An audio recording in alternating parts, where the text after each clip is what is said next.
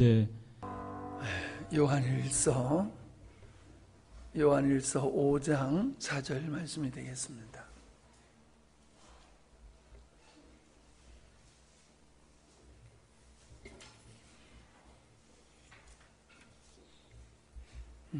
같이 한 목소리로 읽겠습니다. 14절 15절 시작. 그를 향하여 우리가 가진 바 담대한 것이 이것이니 그의 뜻대로 무엇을 구하면 들었습니다. 우리가 무엇이든지 구하는 말을 듣는 줄 안즉 우리가 그에게 구한 것을 얻은 줄로 또한 아느니라. 아멘. 어저께 8시 반에 출발해서 12시 좀 넘어서 도착해가지고 떡볶이하고 김밥을 사서 불이 나게 먹고 12시 40분부터 기도 사역을 시작을 해가지고 오늘 새벽 2시 반, 2시 40분까지인가를 한 거예요. 그리고 쉬고 이제 또 8시에 일어나가지고 9시에 출발해가지고 또 그 의사들 그룹을 만나서 그분들과 예배하고 교제하고 그리고 또 어떤 또 분을 또 신방할 일이 있어서 하고 그러니까 4시 한 반쯤 되더라고요. 그때서부터 이제 또 불이 나게 내려오다 보니까는 내가 지금 너무 힘들어요. 그래서 생각 같아서는 그냥 기도해야 하고 말자 할 정도로 막 피곤하고 힘들고 더욱이 우리가 요한복음 시리즈로 묵상하는 이거를 준비를 할 수가 없었어요. 그래서 오늘 서울서 이렇게 말씀의 은혜를 나눴던 그 말씀을 또 여러분과 함께 짤막하게 나눠볼까 합니다.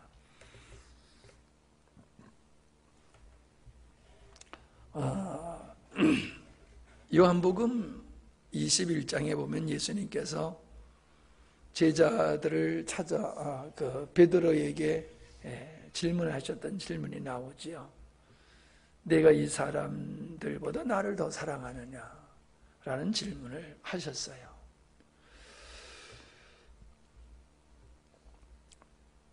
예수님께서 그런 질문을 하실 때에는 어떤 의도를 가지고 질문을 하시는 거잖아요.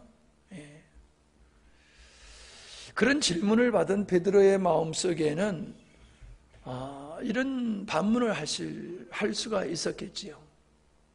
예수님, 내가 예수님 만나기 전에 그저 고기 잡아서 잘 먹고 잘 살고 그저 편안하게 큰 어려움 없이 그냥 살고 있었는데 주님 만나고 주님이 날 따르라고 하는 말씀 앞에 내가 배와 그물을 버리고 주님을 쫓았지 않습니까? 내 생업을 포기하고 우리식으로 얘기하면 좋은 직장 포기하고 주님 따랐으면은 이만하면은 제가 주님 사랑하는 거 맞지 않습니까? 그렇게 반문할 수가 있겠지요. 그러나 우리가 살펴보면은 예수님이 베드로를 부르실 때에는 내가 너를 사람을 낚는 어부가 되게 하리라 라고 하는 목적을 분명히 하셨어요. 사람을 낚는 어부의 일을 하도록 내가 너를 부른다. 근데 베드로가 예수님을 따를 때에는 명목상은 사람을 낚는 일을 위해서 헌신한다고 했지만은 그의 마음속에는 다른 제자들과 함께 예수님이 예루살렘에 올라가셔서 자기들이 희망하는 그 다윗의 왕국, 하나님의 나라가 회복되어질 때에 내가 누구보다도 중요한 요직에 등용되기를 원하는 그런 마음을 가지고 있었어요. 그래서 네가 큰 자냐 내가 큰 자냐 그렇게 제자들끼리 서로 다퉜다라고 말하고 있지 않습니까? 그러니까 관심사가 다르다는 거지요. 지금 똑같은 현장에 있지만 우리 주님의 관심사와 주님을 사랑한다라고 하면서 생업을 포기하고 생업까지 포기하고 주님을 따랐던 제자라 할지라도 그들의 관심사가 주님의 관심사와 일치하지를 않았다는 겁니다. 그렇기 때문에 그들 앞에 고난이 닥치게 되어졌을 때에 다들 도망갈 수밖에 없었지요. 그리고 예수님을 모른다고 부인할 수밖에 없었어요. 근데 잘 생각해 보세요. 다 도망갔는데 한 사람만 안 갔지 않습니까? 사도 요한은 예수님의 십자가 못 박히는 그 현장에 유일하게 그는 거기에 있었어요. 그리고 예수님의 시체까지라도 이렇게 섬겼던 그 막달라 마리아, 이 두 사람의 예를 보면은 그 두 사람은 어떤 사람이냐 하면은 예수님을 누구보다도 사랑했던 사람이라는 거예요. 그 예수님을 사랑하는 그 마음이 있었기 때문에 그들은 떠나지 아니하고 도망가지 않고 그 십자가 지시는 현장에 머물러 있었다라고 하는 겁니다. 그런 걸 가만히 볼 때에 주님이 오늘 우리들에게 그런 질문을 할 수 있다는 거죠. 네가 나를 사랑하느냐라는 질문을 오늘 주님이 우리에게 할 수 있다는 거지요. 그러면 우리는 주님을 사랑하는 이유, 내가 주님을 사랑하고 있습니다라고 하는 여러 가지 근거를 아마 될 수 있을 거예요. 제가 주일 성수를 하고 있지 않습니까? 주일학교 교사를 하고 있지 않습니까? 반주를 하고 있지 않습니까? 구역장을 하고 있지 않습니까? 제가 11절을 드리고 감사헌금을 드리고 성교헌금을 드리고 여러 가지로 내가 주님을 사랑한다라고 하는 어떠한 이유를 우리가 나열하면서 하나님 앞에 제가 주님 사랑한다라고 고백할 수 있을 것입니다. 그런데 관심사가 다르면은 그 주님을 사랑한다라고 하면서 하는 모든 일들이 결국 고난과 역경이 닥치게 되어지면 무너져버리고 만다는 거예요. 정말로 베드로가 주님을 쫓을 때에 그가 모든 것을 포기하고 주님을 쫓을 수밖에 없는 것은 내가 가지고 있는 모든 것보다도 주님의 가치가 참 숭고하고 내 목숨과 내 인생을 다 드릴 만한 그런 분이라고 하는 인식 속에서 내 목숨과 바꿀 만한 분이다라고 하는 그런 인식 속에서 내가 주님을 쫓는 것이냐, 아니면 그분과 친밀한 관계를 갖게 될 때에 내가 이 세상에서 여러 가지 혜택을 받을 수 있는 어떤 그런 것을 희망하면서 하는 것이냐라고 하는 것은 엄청난 차이가 있다는 거지요. 주님이 내가 목숨을 다하여 사랑할 만한 분이라고 하는 그 인식, 그것이 내가 주님을 따르는, 주님을 쫓는 이유가 돼야지 우리는 어떤 환경 속에서도 무너지지 않는다는 거예요. 그러나 그것이 아닌 그냥 단순하게 주님이 나에게 있어서 너무나도 소중한 분이라고 하는 이게 아닌 어떤 다른 이유를 가지고, 그럴싸한 이유를 가지고 주님을 쫓는다라고 하면은 평안할 때에는 잘 쫓을 것입니다. 그러나 내가 주님을 쫓는다라고 하는 그 이유 때문에 고난이 오고 어려움이 오고 섭섭한 마음이 들고 하게 되어지면은 그 믿음이 무너지고 주님을 쫓던 발걸음이 멈춰질 수 있음을 우리는 베드로와 그 제자들의 모습 속에서 우리는 볼 수 있다라고 하는 것입니다. 주님께서 내가 나를 사랑하느냐라고 하는 질문은 과거에 내가 어떻게 살았냐를 묻는 것이 아니라 지금 내 마음이 어떤 마음이냐, 지금 내가 나를 향한 마음이 그렇게 비록 결단하고 넘어졌다 할지라도 지금 내가 내 앞에 있는 너는 나를 정말로 지금 현실에서 사랑하고 있느냐라고 하는 것을 물으시는 것이죠. 신앙생활은 어제의 승리를 가지고 오늘의 신앙생활을 할 수가 없는 거예요. 오늘 내가 아무리 은혜 충만하다 할지라도 오늘 충만한 은혜를 가지고 내일을 믿음의 생활을 할 수가 있는 게 아니지요. 오늘 먹은 걸 가지고 힘을 얻어서 오늘 살듯이 우린 매일 주님으로부터 은혜를 입고 우리가 하루하루를 승리하며 살아갈 수 있는 것이다. 어제 은혜를 내가 아무리 받았어도 오늘 내가 주님과의 관계가 실패하면은 어제의 은혜가 오늘 우리들에게 별 의미가 없는 것이 된다라고 하는 것을 우리에게 보여주는 것입니다. 지난날 내가 어떻게 실패하고 넘어졌다 한다 할지라도 오늘 내가 주님과의 관계가 바르다라고 하면은 과거의 실패 때문에 오늘의 삶이 실패하게 되는 건 아니라는 거예요. 오늘의 나의 주님과의 나와의 관계가 사랑의 관계로 맺어져 있느냐라고 하는 것이 중요함을 우리에게 보여주는 질문이라고 볼 수 있습니다. 뿐만 아니라 주님께서 네가 나를 사랑하느냐라는 질문은 주님이 뭘 기대하는가 하는 것을 우리에게 보여주고 있는 것이죠. 나는 너의 고백을 듣기를 원하는 게 아니다는 거죠. 어떤 결심도 아니고 어떤 사역도 아니고 정말로 네 마음속에 내가 아니면은 만족할 수 없는 네 마음에 내가 전부가 되어 있는 그러한 것을 내가 너에게 원한다는 거지요. 내가 소와 양을 원하는 게 아니라는 거지요.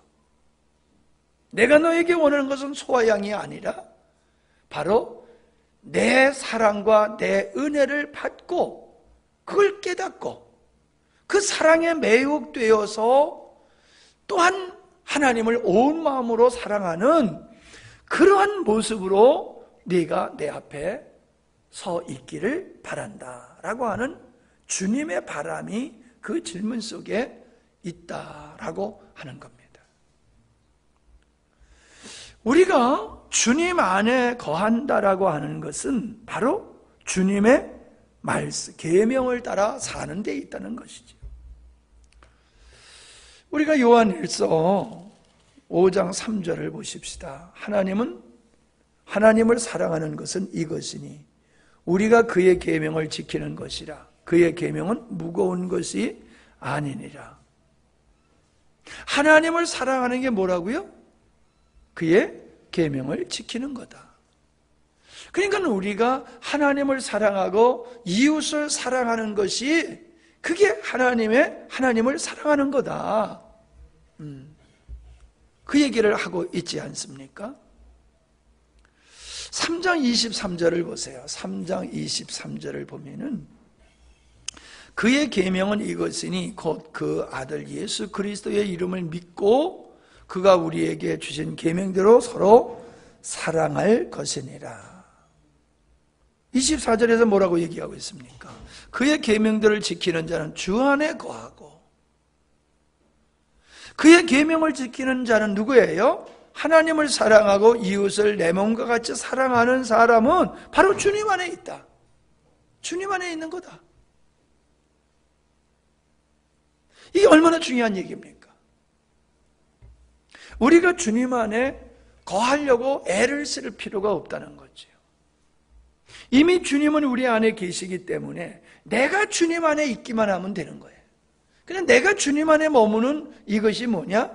계명을 따라 우리는 서로 사랑하는 것이다. 하나님을 사랑하고 이웃을 내 몸과 같이 사랑할 때에 그는 주님 안에 있는 거다. 내 안에 있는 거다. 그런 말씀을 하고 계시는 거예요. 그러면 그 말은 무슨 말입니까? 주님 안에 있다라고 하는 것은 주님과 연합된 상태다. 주님과 하나 된 상태다. 그 얘기를 하고 있는 거잖아요. 그때 주님 안에 있는 그 한 사람의 마음은 그의 마음이 아니겠지요. 주님의 마음과 동일한 마음이겠지요.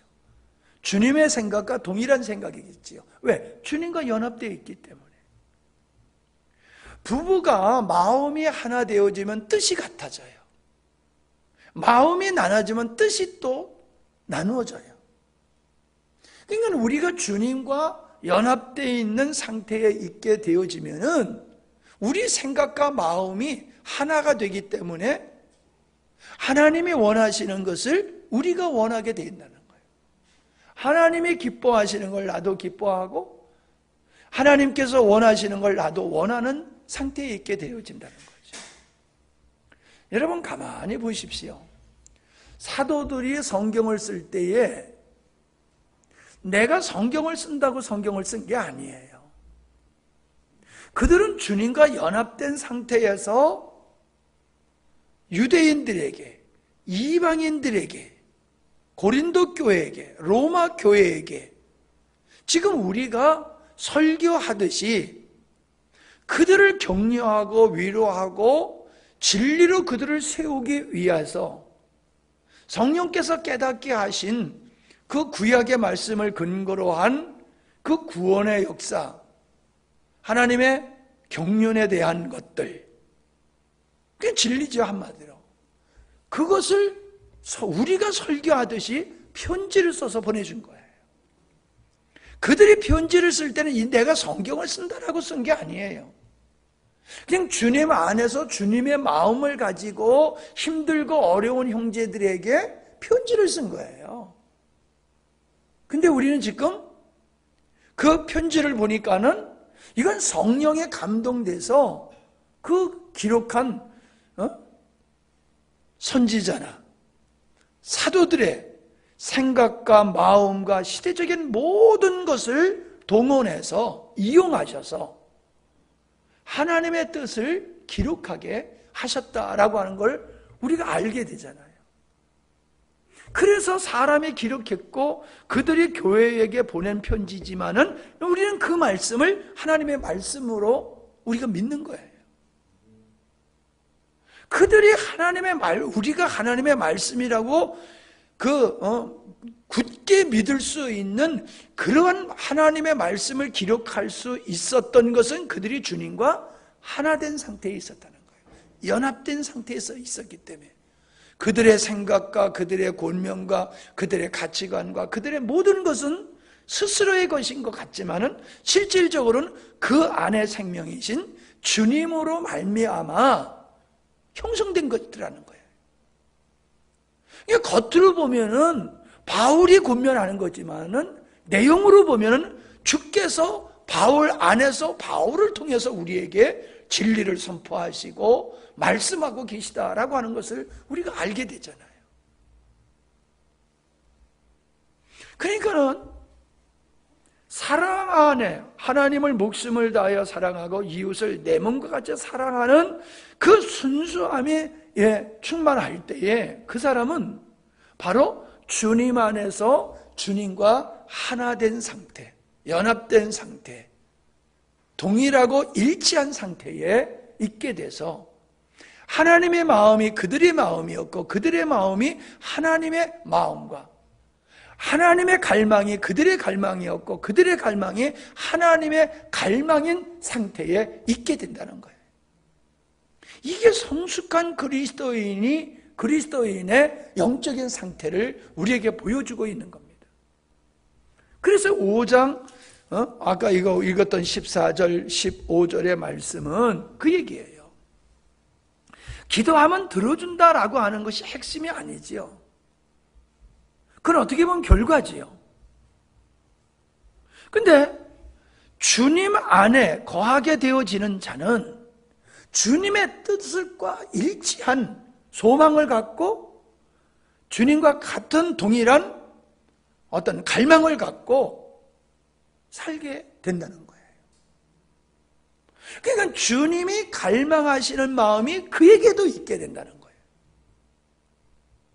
주님이 기뻐하시는 것을 그도 기뻐하고 주님이 갈망하는 것을 그도 갈망하고, 왜 전도하느냐? 왜 복음을 전하느냐? 내가 복음을 힘있게 전하는 것은 내 안에 그분께서 이 복음을 전하기를 갈망하고 계시다는 거예요. 그 복음을 전하기를 갈망하시는 그분의 마음이 내 마음에 그대로 전달되는 거예요.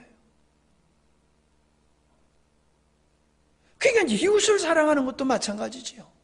내가 주님 안에 연합되어 있다 보니까는 주님의 아무개를 사랑하는 그 마음이 나를 통해서 나도 동일하게 주님과 하나 되다 보니까는 나도 그를 사랑하는 이런 갈망이 내 안에 생기는 거지요.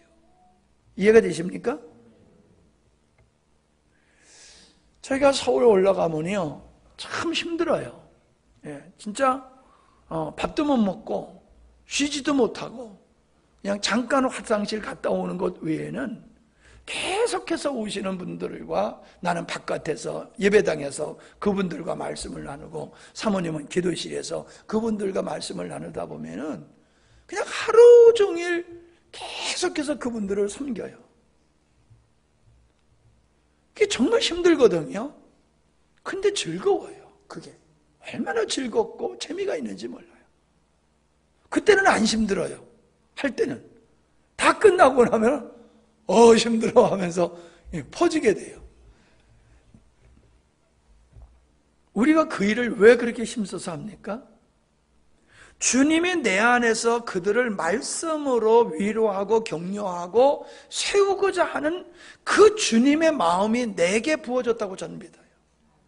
그러니까 내가 그 주님의 마음으로 그들을 섬기면은 나도 신기해요. 그 많은 사람이 오는데 다 다른 사람이잖아요. 근데 그 다른 사람한테 다 맡기시게 어떤 말을 하고 있어요, 내가. 그에게 필요한 말씀을 내가 전하고 있어요. 뭐 설교 준비한 것 같이 설교 준비해가지고 말씀 준비해가지고 그들과 교제하는 게 아니란 말이에요. 뭐 사모님은 그들과 이렇게 약속을 하기 때문에 누가 올 줄 알지만은 나는 누가 올지도 몰라요. 와봐야지 저 사람이 왔구나 하는 거예요. 그런데 그에게 그때마다 맡기시리 말씀으로 세우고 복음을 그들에게 전하는 일이 너무나도 즐겁고 재미있고 행복해요. 주님의 마음이 내게 있고 나가 주님의 마음과 하나 되다 보니까는 나에게 생기는 그 갈망은 주님의 뜻과 일치한 것이라는 거예요. 그러니까 기도가 중요한 것이 아니라 기도하는 우리들의 마음이 주님 안에 있으므로 주님의 마음을 갖고 기도해야 된다는 거예요. 주님의 원하심을 내가 감지하고 그 갈망을 동일하게 갖고 하나님 앞에 기도해야 된다는 거예요. 나의 필요를 따라 환경과 형편에 따라서 하는 게 아니라 나와 하나 되신 그분이 원하심을 우리들이 또 동일하게 사모함으로 그것을 기도해야 되는 것이 바른 기도다. 그런 기도는 무엇을 구하든지 하나님이 들으시는 줄을 우리가 안다. 기도하고 응답받는 게 신기한 게 아니죠. 그건 너무나 당연한 것으로 얘기하고 있어요. 왜? 우리의 기도를 통해서 역사하기를 원하신 그분께서 우리들의 마음속에 주님의 뜻을 심어주는 거예요. 갈망을 심어주는 거예요. 그래서 그걸 위해 기도하게 하시는 거예요. 우리가 그런 기도를 해야 됩니다. 현실적으로 어떤 해결해야 될 과제, 문제를 놓고 우리가 하나님의 은혜로 그 문제를 해결하려고 하는 것만 그런 자세로 기도하면 안 돼요. 어떤 것이 되었든지 간에 그것을 놓고 기도할 때는 하나님의 관점, 하나님의 뜻이 이루어지기를 우리가 소원하는 그런 마음을 가지고 우리가 기도를 해야 되는 것이다 하는 것을 우리가 볼 수 있습니다. 우리는 주님의 뜻을 따라서 우리의 인생의 목적이 정해져야지 되는 거죠. 내가 원함을 인생의 비전과 목적으로 삼는 게 아니라 내 안에 생명되어 주시고 나의 주인 되신 주님이 가지고 계시는 그 뜻이 나의 뜻이 되어야 되고 내 인생의 목적이 되어야 되는 거예요. 그게 정상적인 그리스도인의 모습이에요. 내가 하고 싶은 것을 하고 내가 좋아하는 것을 하고 나에게 이익이 되어지는 걸 하는 게 아니라 비록 손해를 보는 거라 할지라도 아버지의 뜻이기 때문에 십자가를 지셨잖아요, 주님이. 그죠? 그와 같은 거예요. 아버지의 뜻을 따르고 아버지의 뜻이 이루어지면은 내가 호강하는 게 아니라 고난을 겪게 되는 게 있다는 거예요. 아버지의 뜻을 이루기 위해서는. 그럼에도 불구하고 나는 아버지의 뜻이 이루어지기 위해서는 당연히 고난의 길을 기쁨과 감사함으로 당당하게 그 길을 걸어갈 수 있는 것이 주님과 하나된 자의 모습임을 우리에게 보여주고 있는 겁니다. 이런 그리스도인을 세상이 어떻게 이기겠어요? 그죠? 이런 그리스도인을 세상이 어떻게 감당하겠어요? 이길 수가 없는 거예요. 우리는 주님이신, 생명이신 주님, 나의 머리 되신 주님, 나를 통하여 아버지의 뜻을 이루기를 원하시는 그분과 하나됨을 살아갈 때에 우리가 갈망하고 우리가 원하고 우리가 뜻을 세우는 것들은 나와 연관이 있기보다는 상관이 없을 수도 있고 평안이 아니라 고난일 수 있을지만은 그 길을 기쁨과 즐거움으로 가게 되는 거다. 이게 참다운 성도의 자세고 그런 곳에서 하나님의 영광을 볼 수 있는 거다. 아멘. 그것을 여러분이 마음속에 꼭 기억하시기 바랍니다. 우리가 이게 정상적인 그리스도인임을 우리가 명확하게 알아야 돼요. 그죠? 주일날이면 나와서 예배 드리는 거, 그게 그리스도인의 참다운 모습은 아니에요. 참다운 그리스도의 모습 속에 그게 있을 수는 있어요. 그러나 주님을 사랑하지 아니하고도 예배에 참석할 수 있고 열정적으로 찬양할 수 있고 누구보다도 앞서서 헌신하고 봉사하고 그럴 수가 있어요. 주님은 부르시는 거예요. 제가 주일날이면 반주하지 않습니까? 제가 주일이면 교사 노릇을, 교사의 사명을 감당하고 있지 않습니까? 그렇게 말할 때 주님은 아니 그거 말고 네가 나를 사랑하느냐? 제가 부엌에서 얼마나 수고하고 있습니까? 아니 그거 말고 네가 정말 나를 사랑하느냐? 이렇게 주님이 물으실 수가 있는 겁니다. 우리는 주님을 사랑하기 때문에 하는 것도 있지만은 내가 좋아서 하는 게 있어요. 내가 좋아서. 내가 간혹 얘기하지만은 우리가 중고등학교 다닐 때에는 그렇게 노래할 수 있는 것이 많지를 않았어요. 아니 없었어요. 노래할 수 있는 것이. 그냥 노래할 수 있는 건 교회밖에 없어요. 그러니까 음악을 좋아하는 음악을 좋아하는 성향을 가진 사람들은 다 교회로 모여요. 그리고 다 성가대 하는 거예요.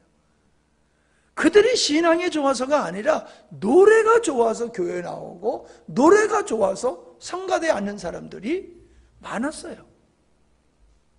나는 그런 모습을 보면서 그게 싫어서 기타를 안 배우고 그걸 멀리 했어요. 그런 사람들하고 물들까 봐. 이게 잘못 생각한 거죠. 후회가 막심해요. 내가 음악성은 있어서 하면 내가 잘했을 것 같아요. 지원이만큼은 내가 못할지 몰라도 내가 그래도 곧잘 할 것 같아요. 내가 이 목사하고 여기 나팔 불 때에 삐 하고 소리 나는 게 누가한테 얘기했더니 아니 그게 목사님이 실수하는 게 아니고 이 목사님이 실수하는 거예요 이라고 물어보더라고. 왜? 그 친구는 부는 거 전공이잖아. 나는 전공이 아니잖아. 근데 실제는 실수는 그 사람이에요. 내가 실수하는 게 아니라 그 사람이 실수하는데 듣는 사람은 다 내가 실수하는 줄 알고 있어. 그게 내가 좀 음악적인 그런 재능도 좀 있는 것 같아요.